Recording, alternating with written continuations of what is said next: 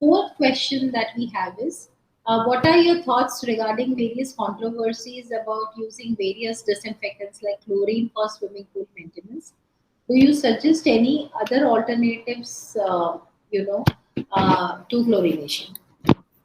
See, I am really,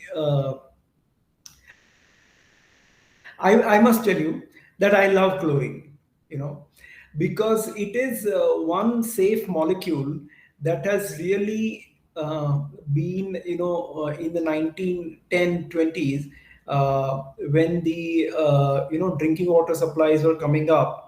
The simple act of chlorinating water raised the life expectancy of Americans by 10 years over 2 decades, and that simple chlorine molecule is safe. It is usable even for human exposure up to 3-4 ppm. Nothing happens. So it's a really nice compound to get rid of bacteria, largely bacteria, as well as some viruses. uh, the answer to whether chlorination should be used or not is also again contextual. Chlorine becomes disinfection with chlorine becomes difficult when you have a lot of organic matter. Yeah. So a pool that is not cleaned frequently, or a pool in which lot of leafy debris falls in because of the vegetation around, or dirt around and all that stuff, or pool that is used so high, at such a high rate of crowding and all that, it will accumulate organic matter, and organic matter quenches chlorine. Yeah. And therefore it reduces the not only the effectiveness, but it also creates other problems like organochlorine compounds and all the stuff, which are further harmful. So I would say that if the cleaning, disinfection, maintenance practice of a pool is good, and the water is with very low amount of organic matter, chlorine is a good compound, inexpensive, and therefore affordable. But in case of I wouldn't want to really go on to comment about bad pools, because bad pools should not be there. Yeah. So whether then other things would work there, like super chlorination at some point to clean it up once for all, or maybe ozonation, and many other technologies might be of relevance. But let's not talk about those. Let us talk about chlorine as a good compound for well kept, routinely maintained, clean pools, and I would go with that. Yeah. Oh, that's fair point. Again, we come back to the same genesis, discipline Yeah. in Yeah. chlorination. I mean, I think at the end of each question, discipline seems to be the only answer. Correct. The right concentrations, making sure that your baseline is only Correct. flat. If your baseline is flat, chlorination is not a Correct. problem. But if you have organics, if you have leafy debris from the foliage or everywhere else, your baseline Correct. starts. And that's where the guys have to know that, okay, now my organic levels have increased and Absolutely. I need to compensate that part, Absolutely. right? Sure. Okay. The question again by somebody is that, how is hygiene in swimming pools obviously maintained in Western countries? Is there any difference between how we as a country are kind of following hygiene in pools in India? In fact, I was studying this subject for last few weeks.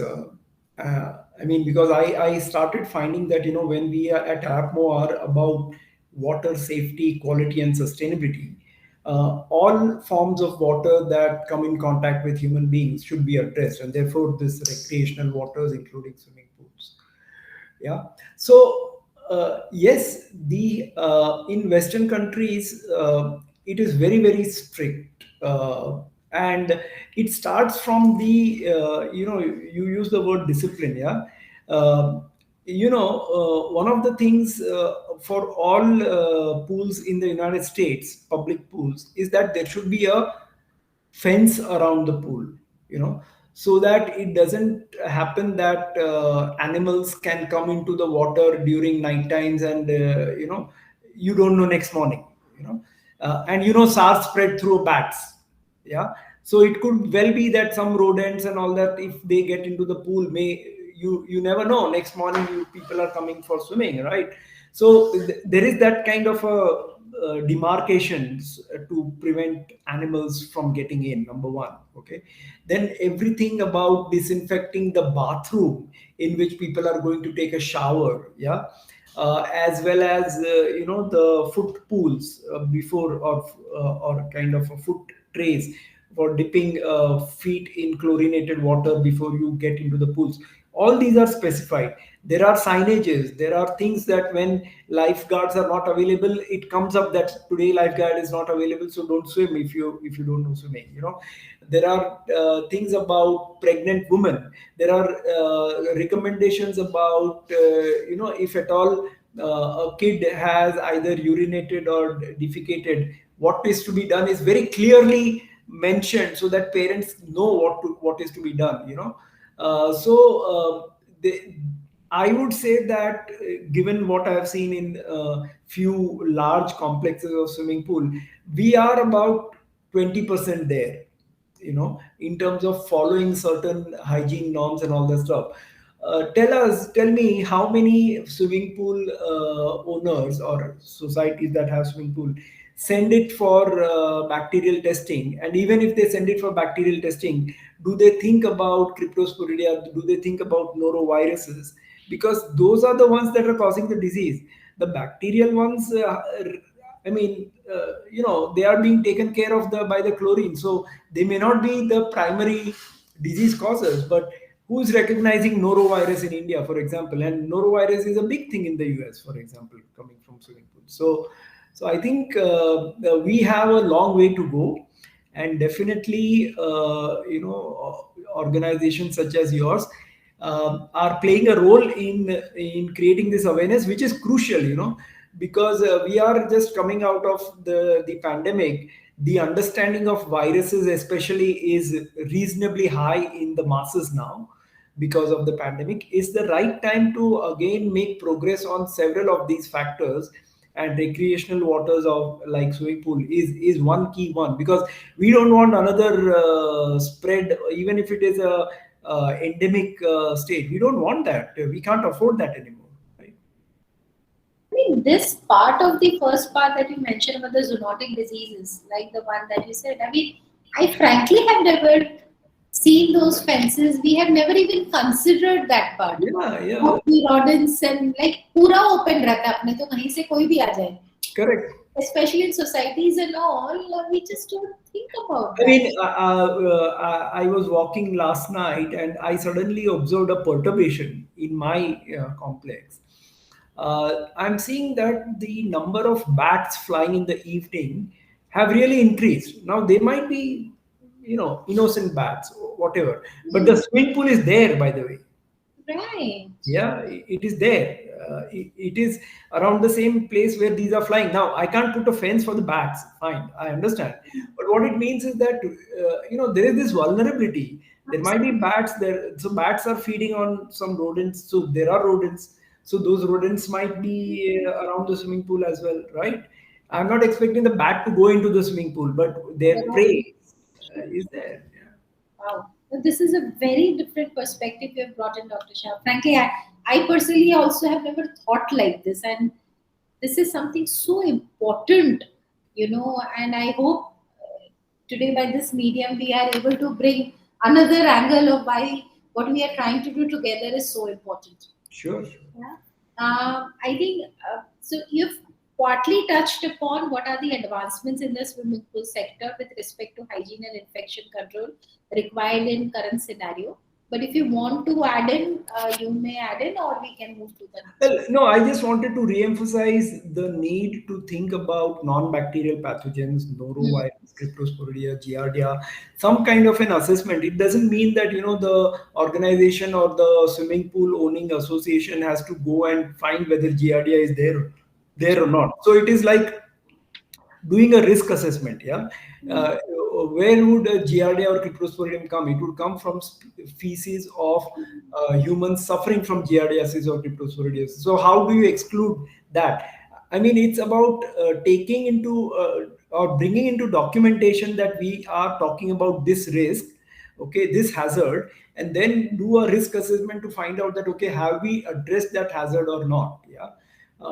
And that's all. And maybe you just sample once 3 months, once a year.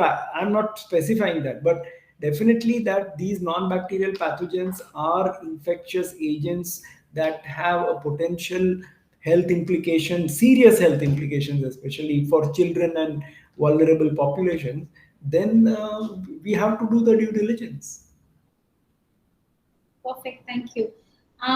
The last question is: I understand IAPMO also has a swimming pool mandate, Yes. right? Can you please share some light on that? Yeah, so IAPMO as a global organization has its core in developing safety, quality, and sustainability codes and standards. Yeah, just a little bit difference between codes and standards is codes is sacrosanct. Yeah, Okay. and it cannot be changed. Whatever is specified in the code, you have to follow it to the hill. A standard is slightly flexible to an extent, wherein you can achieve the same endpoint of a standard through different means, and that is okay. Yeah. Like for example, your standard may be on lumen, but that lumen can come out of an LCD or LED, doesn't matter. Mhm. So so that way, where a code is that you have to use that material only and with that specs. Okay, so the IAPMO's core is about setting codes and standards in the water, plumbing, sanitation, and hygiene areas.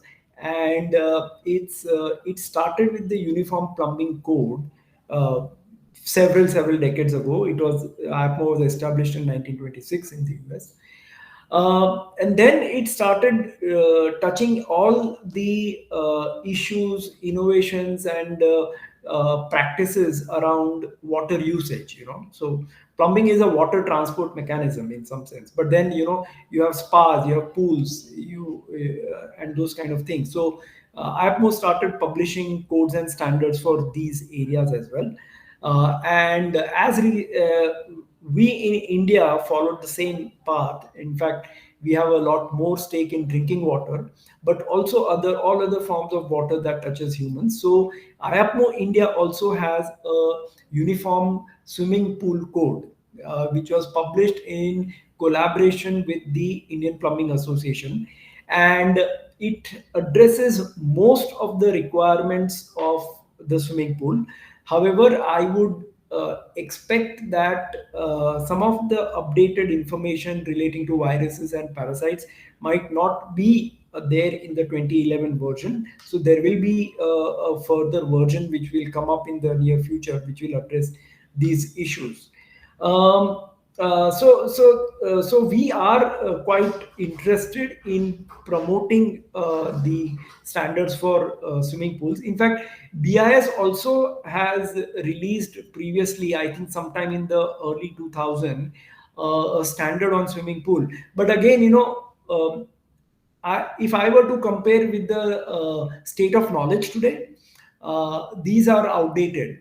If I'm thinking about not only protecting from injury, not only protecting from, say, drowning, but other aspects like infection control, then some of these standards needs to be updated, which I think we as APMO are committed to doing. And I think that would be fair to say that we will upgrade these standards as we go. I think that brings us to the end of the entire 30-minute session.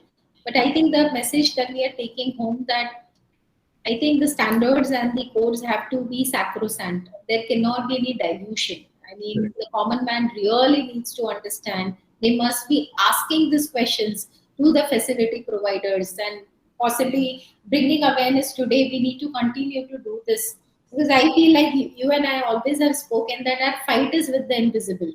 Correct. If you see something, you can do everything, but you can't see the bacteria, you can't see the spores, you can't see them. And when you can't see them, our fight is taken to a different level. And that is why the only word today we possibly both agree is the word discipline. Don't question, just follow because there is a reason why this has happened, or these codes have been made, or the standards are asked to be implemented. I Absolutely. think thank you so much again for doing this. I mean, it is always a pleasure to hear from you, and it is always an enlightenment whenever we end this. When I personally speak to you today, obviously was a different level. Thank you so much. Thank you. Thank you, Rachna, and all the very best on this initiative. Thank you so much. Thank you. Thank you. Bye.